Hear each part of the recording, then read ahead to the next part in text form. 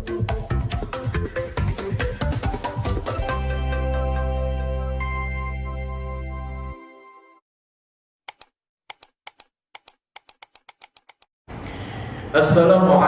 warahmatullahi ta'ala wabarakatuh.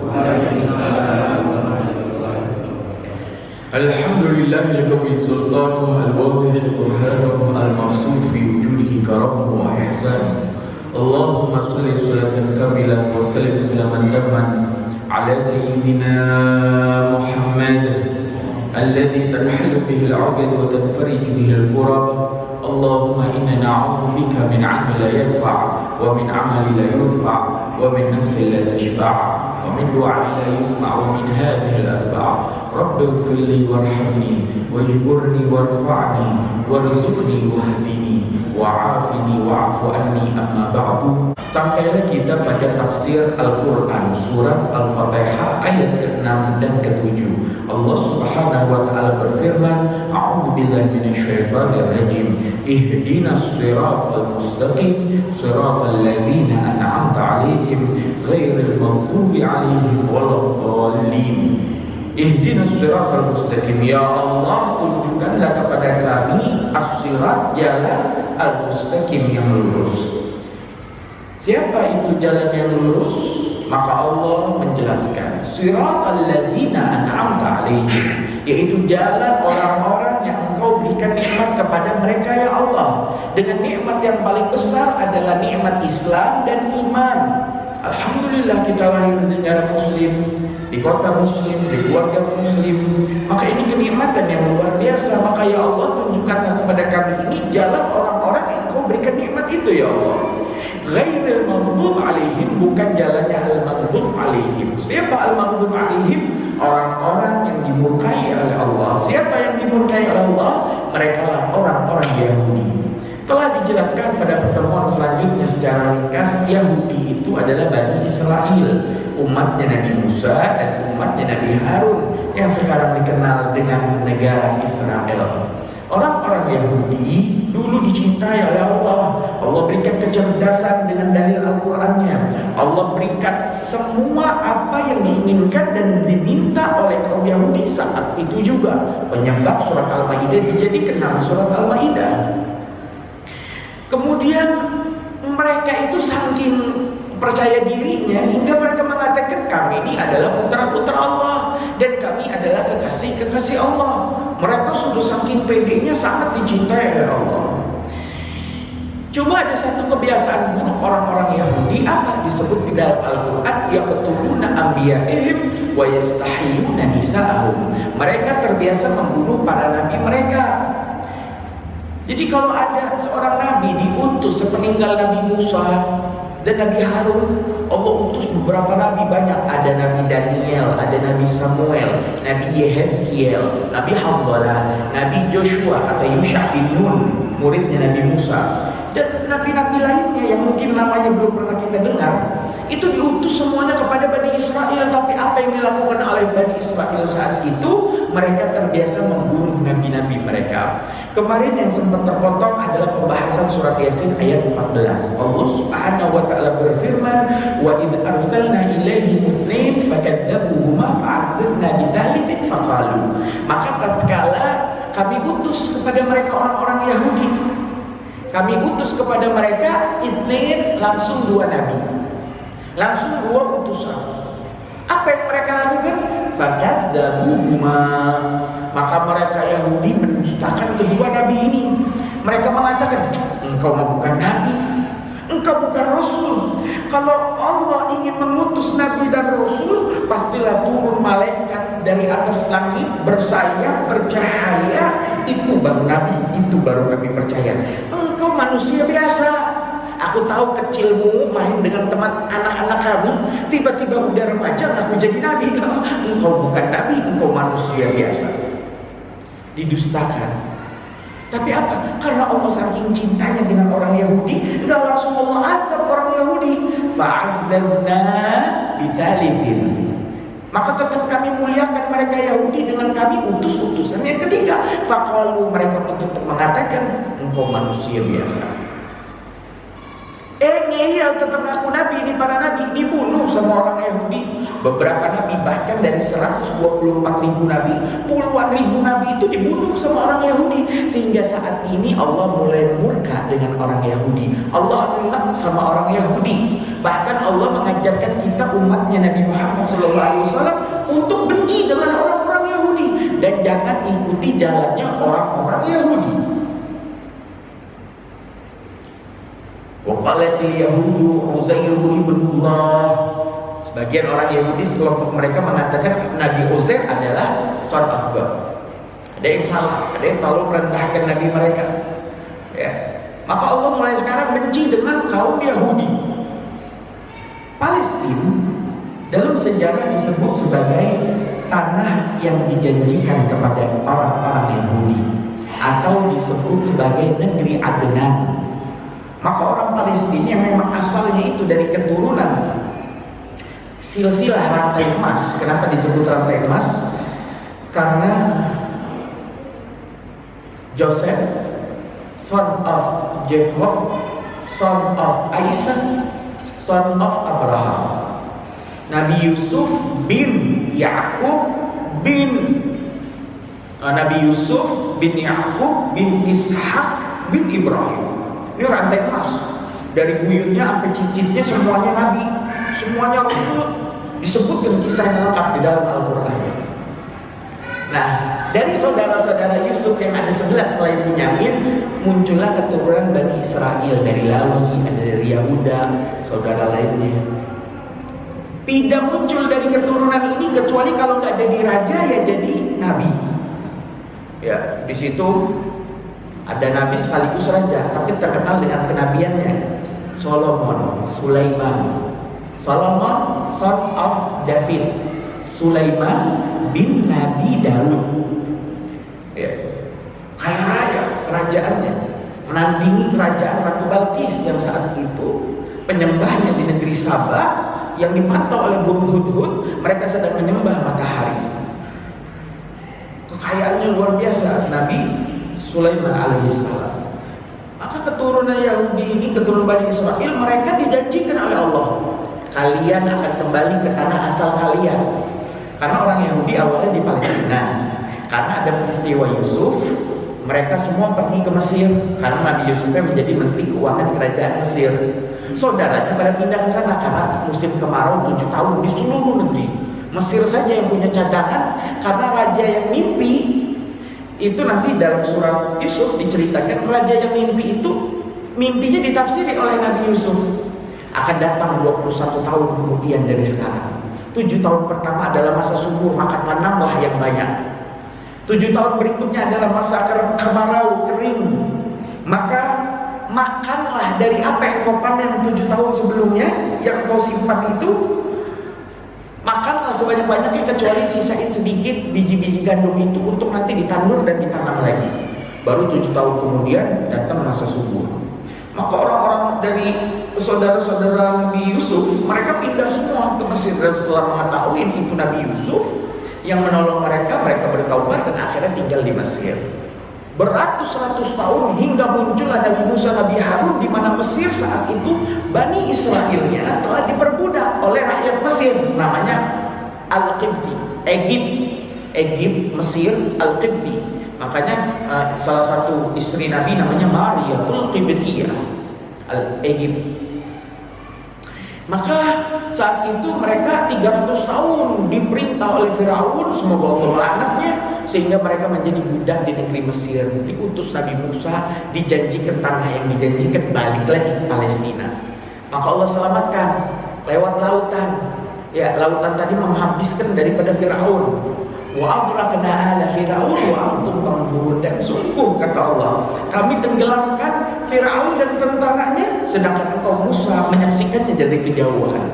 Nabi Musa lanjut ke kota mertuanya. Mertua Nabi Musa ini Masya Allah punya kakak Nabi Harun, Nabi, punya mertua Nabi juga, Nabi dan Rasul, yaitu Nabi Syuaib. Kemudian punya guru Nabi Khidir, Nabi juga, dan punya murid Nabi juga, Nabi Joshua atau Yusha bin Nun. Maka Nabi Musa melanjutkan perjalanan ke negeri mertuanya Nabi Syuaib, yaitu negeri Madian. terus melanjutkan perjalanan yang sangat panjang sampai nanti akhirnya balik ke negeri Palestina. Baru setelah mereka sampai di Palestina, mereka mendengar daripada sisa-sisa perjanjian nama Torah. Torah itu bahasa internasional ya, kalau bahasa kita Taurat. Ya, kitab Torah, perjanjian lama. Mereka mendengar bahwasanya nanti ada Nabi Al-Muntadhar, Nabi yang akan tunggu siapapun yang bertawasul dengan Nabi itu pasti menang di dalam peperangan. Orang-orang Yahudi yang terbiasa mereka bertawasul dengan tabut. Tabut ini kotak-kotak. Di dalam tabut ada Torah. Torah itu lembaran-lembaran suhuf. Dalam surat yang biasa kita baca kalau Jumat, surat pertama setelah Al-Fatihah, imamnya membaca Sabbih isma rabbikal a'la, terus sampai terakhirnya apa? Inna hadza lafis suhufil ula suhufi Ibrahim wa Musa. Suhufnya Nabi Musa. Di dalam tabut ada Torah, di dalam Torah ada tanah. Nah, tabut ini mereka bawa setiap peperangan sehingga menjadikan perang mereka selalu menang. Mereka bertawasul dengan peninggalan sisa-sisa keluarga Nabi Musa dan sisa peninggalan keluarga Nabi Harun.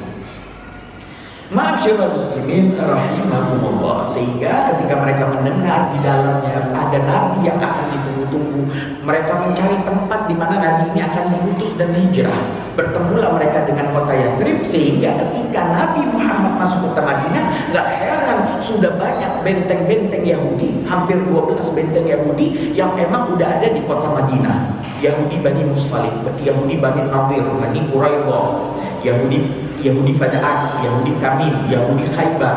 Banyak kelompok Yahudi di situ, mereka emang menunggu Nabi akhir zaman. Tapi setelah mereka tahu bahwasanya Nabi yang mereka tunggu beratus-ratus tahun ini, hingga mereka rela pindah dari Palestina yang emang udah tempatnya tanah yang dijanjikan, mereka menyebar di seluruh dunia untuk mencari tempat Nabi akhir zaman. Setelah mereka tahu ini Nabi akhir zaman, kok bangsanya bangsa Arab, ya, di mana bangsa Arab itu adalah musuh bebuyutannya kaum Yahudi. Kaum Yahudi dari keturunan Ishak, sedangkan bangsa Arab dari keturunan istri keduanya Nabi Ibrahim, Siti Hajar, punya anak Ismail. Nah, keturunan Ismailiyah ini tidak ada yang jadi nabi, tidak ada yang jadi rasul. Kosong dari kenabian dan kerasulan, hingga hanya muncul satu, yaitu Nabi Muhammad sallallahu alaihi wasallam. 25 nabi kebanyakan dari kaum Yahudi, hanya 4 yang berbangsa Arab, yaitu Nabi Hud, Nabi Saleh, ya, Nabi Syu'aib, yang semuanya diutus masa-masa sebelum Nabi Muhammad diutus. Ya. Satunya adalah Nabi Muhammad sallallahu alaihi wasallam. Mereka hasut, iri, dengki melihat aduh bangsa Arab yang dapat kemuliaan Nabi terakhir ini. Mereka ini orang Yahudi, kapan perang sama bangsa Arab sebelum Nabi Muhammad diutus di masa jahiliyah. Kalau mereka itu menang, mereka senang, bangga. Tapi kalau mereka kalah, karena yang namanya perang kadang menang, kadang kalah. Kapan mereka kalah, mereka tuh wanti-wanti. Nanti ya, lihat nanti. Kalau Nabi akhir zaman sudah ada di kami, pasti kami akan membasmi seluruh bangsa Arab. Tapi ternyata mereka tahu Nabi itu diutus dari bangsa Arab, mereka kecewa, hasut, walaupun mereka percaya dengan Nabi Muhammad. Bahkan mereka mengenal Nabi Muhammad hanya dengan Nabi Muhammad lewat. Allah Subhanahu wa taala berfirman, "Ya'rifunahu kama ya'rifuna abna'ahum." Mereka kenal dengan Nabi akhir zaman itu seperti mereka kenal dengan anak-anak mereka sendiri. Ya, kayak kita kenal bawa anak kita nih ke pasar. Kalau mukanya tahu-tahu beda yang kita tuntut, kan kita sadar itu ya, ini bukan anak kita nih, mana anak saya. Nah itu dia orang nggak pernah ketemu Nabi akhir zaman, lewat aja Nabi, dia langsung tahu ini Nabi yang ditunggu-tunggu. Makanya ketika Nabi Muhammad diajak Abu Thalib dalam perjalanan pertama berdagang ke negeri Syam di musim panas, ya. Itu nanti di tafsir surat Al-Quraisy dijelaskan, li'ilafi Quraisy ilafihim rihlat asy-syita'i was-sayf. Dan demi, kata Allah, demi kemuliaan Allah ini kalau bersumpah di awal ayat, pasti Allah ini dalam keadaan emosi, marah. Sebelumnya pasti ada kejadian, ada asbab nuzul, cerita di baliknya. Maka Allah bersumpah, li'ilafi Quraisy, demi kebiasaan kaum Quraisy.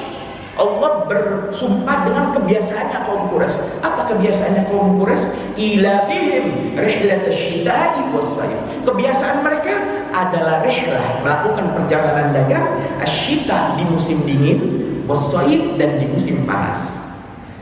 Jadi setiap setengah tahun mereka ganti jalur. Musim dingin mereka itu turun ke Yaman. Yaman itu berarti ke arah selatan, ke bawah. Kalau dipetakan utara, jadi di atas ya Bu ya.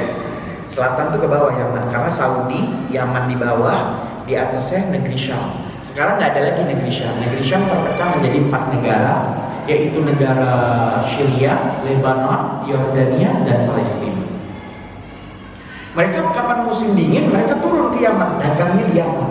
Karena Yaman nggak bisa dilewati di musim panas, padang pasir, Sahara.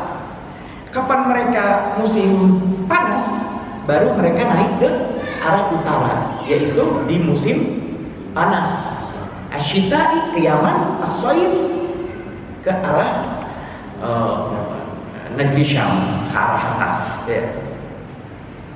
Nah maka saat itu Nabi Muhammad diajak oleh pamannya di usia 12 tahun untuk ikut berdagang di musim panas ke negeri Syam. Belum nyampe Syam, ada satu tempat di situ terlihat ada panjang ya kalau diceritakan ya, karena waktu kita singkat.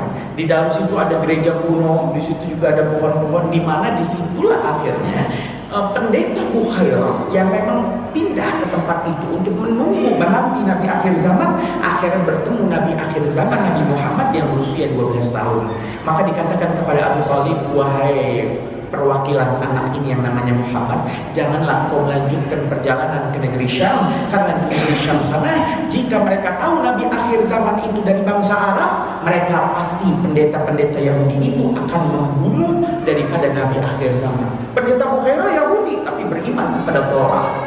Maka saat itu pendeta Bukhairah beriman kepada Nabi Muhammad. Ya Muhammad, jikalau Allah panjangkan umurku yang sudah sangat tua ini, di usia di mana Allah mengangkatmu menjadi Nabi dan Rasul, pastilah aku menjadi orang yang pertama beriman kepadamu. Akhirnya Nabi Muhammad balik lagi, ya dilindungi oleh pendeta Bukhairah. Pendeta Bukhairah meninggal dalam keadaan menjadi ahli surganya Allah Subhanahu wa taala. Jadi nggak semua orang Yahudi itu ahli neraka. Ada yang jadi ahli surga kayak pendeta Bukhairah. Ya, karena hidup di zaman fatrah, yaitu zaman kekosongan antara diangkatnya Nabi Isa alaihissalam di usia 18 tahun yang bentar lagi akan kita bahas di dalam pembahasan ayat ke-7 terakhir, waladhdallin, ya, di usia 18 tahun hingga di mana Nabi Muhammad diutus di usia 40 tahun. Maka jarak 500 tahun lebih ini namanya zaman fatrah. Siapapun yang hidup di dalamnya, walaupun ahli berhala, walaupun ahli maksiat, keyakinan kita Ahlus Sunnah wal Jamaah, mereka bukan seorang mukallaf, karena Allah Subhanahu wa taala berfirman di dalam ayatnya,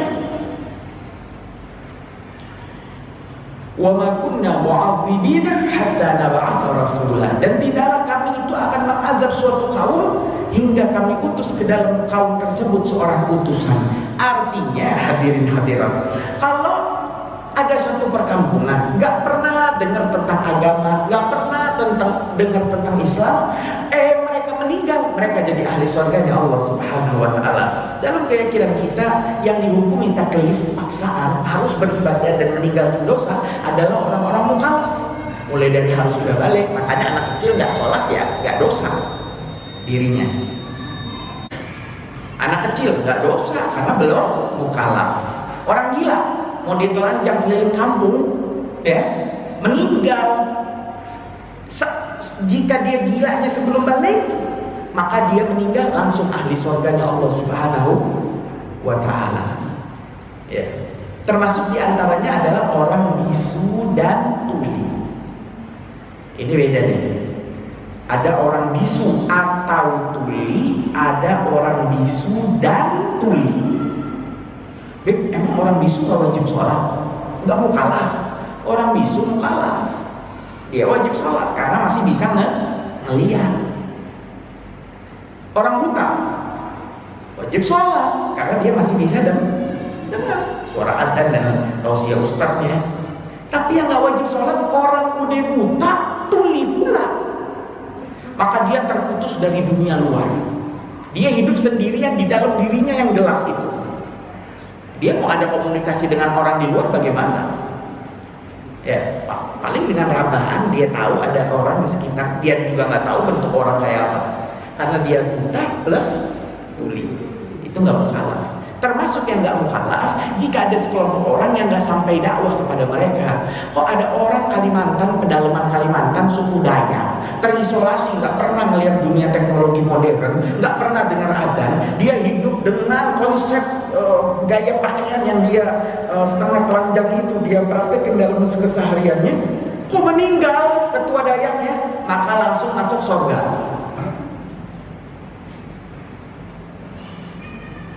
Bukan hanya itu, negara-negara ateis seperti Eropa, jika ternyata mereka tidak pernah mendengar Islam, mustahil baik dia pasti dengar tentang Islam. Ya, kalau yang dia dengar tentang Islam adalah tentang Islam yang tidak semestinya seperti dinaungkan di negara ateis itu, bahwasanya Islam itu teroris, Islam itu radikal, Islam itu anti ini, anti itu, Islam itu begini, sehingga mereka menghindar dari Islam. Meninggal ahli surga.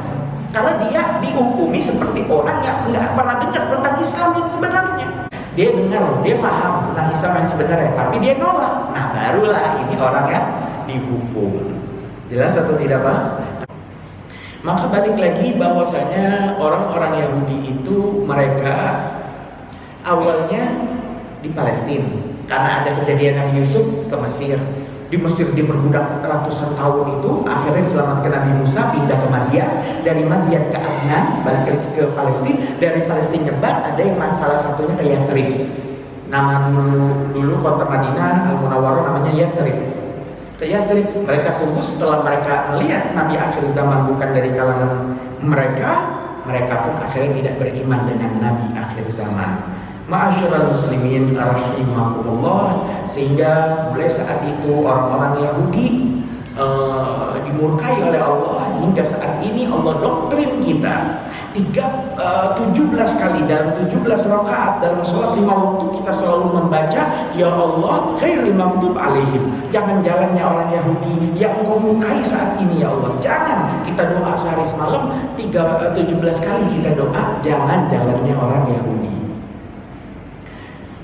Ma'asyiral muslimin rahimahumullah, ghairil maghdubi alaihim waladdallin. Ya Allah, jangan juga tunjukkan kepada kami ya Allah jalannya abdallin. Siapa abdallin? Orang-orang yang sesat pemahamannya. Siapa orang-orang yang sesat pemahamannya? Mereka lah orang-orang Nasrani. Mungkin nanti cerita terpotong di tengah karena waktunya habis. Dimulai daripada zaman Nabi Isa alaihissalam. Allah subhanahu wa ta'ala mengutus Nabi Isa versi Islam di usia 18 tahun dan Nabi Isa belum menikah. Hingga nanti akhirnya diangkat ke langit belum menikah, turun menjelang kiamat untuk membunuh Dajjal, barulah nanti menikah dengan salah satu umatnya Nabi Muhammad SAW. Nabi Isa saat itu diutus di usia 18 tahunnya, versi Kristen 33 tahun. Beliau akhirnya mempunyai Al-Hawariyun. Disebutkan dalam Al-Quran nama kelompok ini Al-Hawariyun karena terbiasa Hawari. Hawari itu orang-orang yang terbiasa memakai pakaian serba putih. Ya. Siapa Al-Hawariyun? Adalah 12 murid kepercayaan Nabi Isa alaihis salam. Mereka terbiasa pakai pakaian putih, cerah. Ya. Kemana-mana ngikut Nabi Musa dengan pakaian putih, dan Nabi Isa maksud kami dengan pakaian putihnya. Maka begitulah 12 murid Nabi Isa alaihissalam adalah Yudas, Yohanes, Markus, Matius, Petrus, Barnabas, Lukas, Thomas, Tadeus, Filipus, Yakobus, dan terakhir Andreas. 12 murid kepercayaan Nabi Isa alaihissalam. Memang namanya demikian seperti yang disebutkan. Bahkan orang-orang Kristen menghafal dengan nama-nama ini di dalam gereja mereka. 12 murid kepercayaan Nabi Isa. Dalam Al-Quran diceritakan bahwa salah seorang muridnya itu berkhianat bernama Yudas. Kita ambil versi yang paling terkenal. Ceritanya Yudas berkhianat, di mana pada jamuan makan yang sama orang Kristen dibikin lukisan, di mana Nabi Isa sedang makan-makan dengan 12 muridnya. Di dalam jamuan itu, di dalam lukisan hanya 11 murid, satu murid nggak ada. Dalam jamuan itu hanya ada 12, satu murid hilang. Ditanya sama Nabi Isa, mana ini si temanmu Yudas? Oh, Yudas sedang keluar, padahal Yudas kemana? Yudas di pasar tadi siang mendengar pengumuman dari pendeta-pendeta Yahudi di Palestina, siapapun yang membawa Isa ke diriku untuk kami bunuh. Orang Yahudi kan enak kalau ada yang ngaku nabi. Orang Yahudi enak. Ini ada lagi Isa, Yesus ini ngaku nabi, ya, mau dibunuh. Maka Nabi Isa itu ngumpet di salah satu rumah muridnya. Yudas berkhianat. Dia malam itu di mana yang lain lagi makan jamuan, si Yudas ini main ke rumah kuil pendeta Yahudi di Palestina, melaporkan di mana persembunyian Nabi Isa, sehingga Yudas saat itu menerima uang bayarannya, uang sogokannya berupa uang dinar emas dan uang dirham perak. Ia terima dengan kedua tangannya. Dia terima uang tadi. Pengkhianatan murid terhadap gurunya. Keluarlah Yudas ini nunjuki jalan kepada Yahudi-Yahudi atau tentara-tentara Romawi Bizantium. Ingat ya, kalau kita lagi cerita tentang sejarah, kok ada kerajaan Romawi, ya, itu jangan kita bayangin di Romawi yang bentengnya mau roboh itu di Italia, bukan. Romawi itu luas. Bahkan dua kerajaan yang paling besar di zaman Nabi Muhammad adalah kerajaan Romawi dan kerajaan Persia.